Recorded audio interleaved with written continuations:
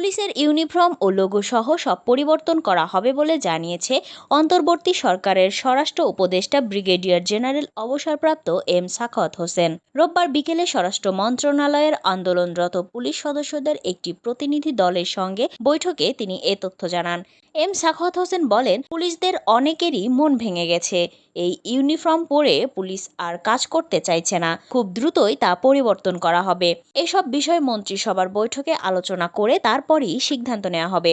রাজনৈতিক সরকারের সমালোচনা করে তিনি বলেন, পুলিশের যতখানি না দোষ তার চেয়ে বেশি দোষ তাদের যারা কমান্ড করেছে। পুলিশকে দিয়ে অনেক রাজনৈতিক কাজ করানো হয়েছে। এ সকল বিষয়ে বিস্তারিত মন্ত্রিসভার বৈঠকে আলোচনাও করবেন তিনি। পুলিশ সদস্যরা প্রতিশ্রুতি দিয়েছেন যে এখন থেকে তারা ঠিক মতো কাজ করবেন। তিনি আরো বলেন, পুলিশ কমিশনার হওয়া উচিত। সেই কমিশনের অধীনে পুলিশ পরিচালিত হবে।